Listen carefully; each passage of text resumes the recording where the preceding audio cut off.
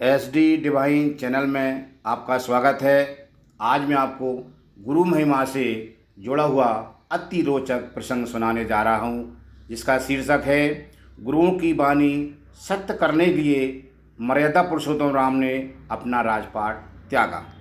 अब आप दृष्टांत सुनिए।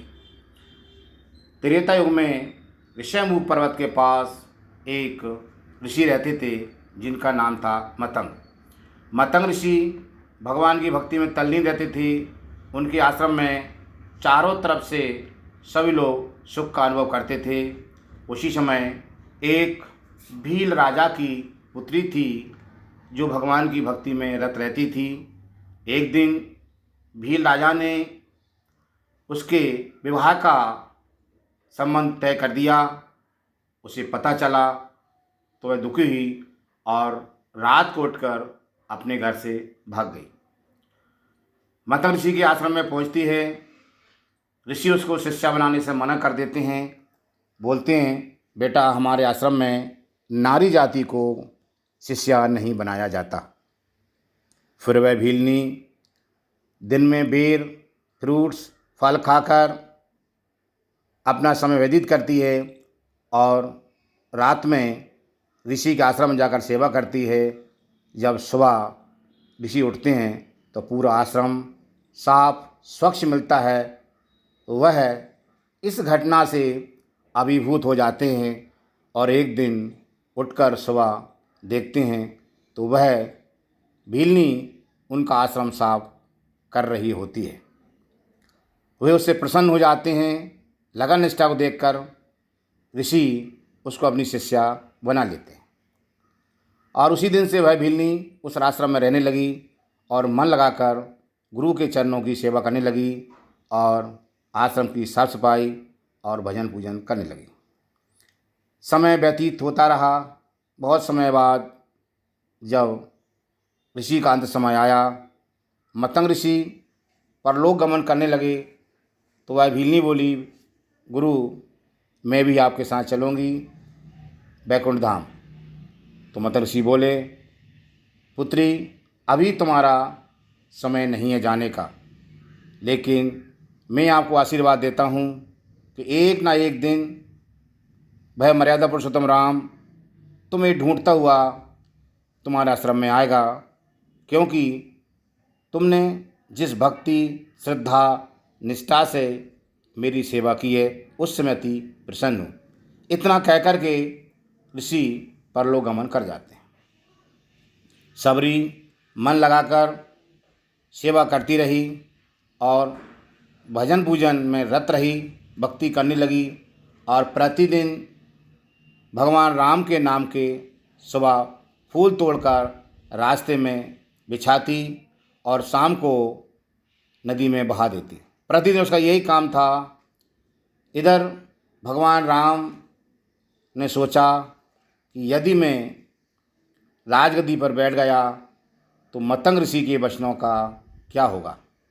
सभी संसार गुरुओं की वाणी को असत्य मानेंगे और गुरु पर विश्वास नहीं करेंगे। एक दिन वह माता कैकेयी के महल में जाते हैं। माता कैकेयी बैठी थीं और उनकी आंखें बंद कर लेते हैं। तो कैकेयी बोलती हैं, बेटा राम, मेरी आंखें खोलो, मैं पहचानती हूँ तू राम है। वे बोले, नहीं माता जी, मुझे वचन दो, तब आंखें खोलूँगा। उनने बोला, क्या वरदान मांगते मांगो। उनने कहा, माँ, मेरे लिए आप संसार में कलंक धारण करो और मुझे 14 वर्ष का वनवास पिता से मांग लो। ऐसा कहकर राम आंखें खोल देते हैं। कैकेयी राम से इतना प्रेम करती थी कि उन्होंने कह दिया कि जा बेटा, तेरे लिए संसार में कलंक नहीं कहलाऊंगी। और कुछ समय बाद माता कैकेयी ने भगवान राम के लिए 14 वर्ष का वनवास मांग लिया।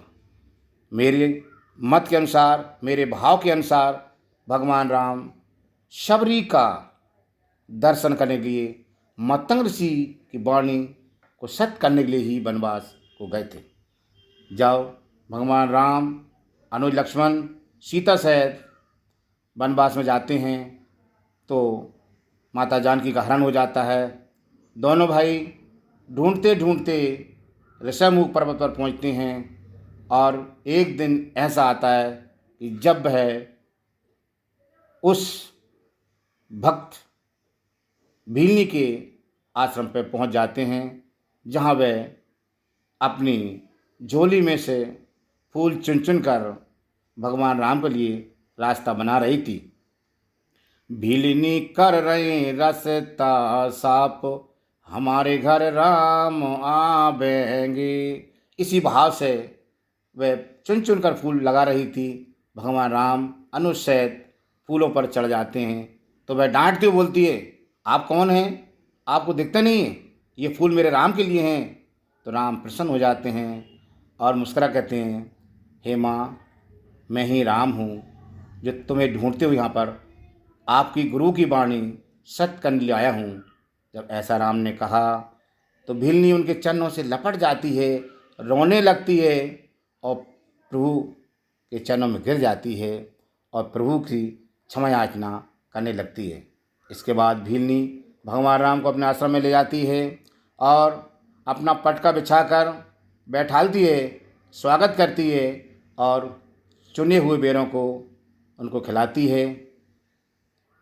इस तरह भगवान राम ने गुरु की वाणी सत्य करने के लिए भीलनी के आश्रम पर पहुँचे। धन्यवाद।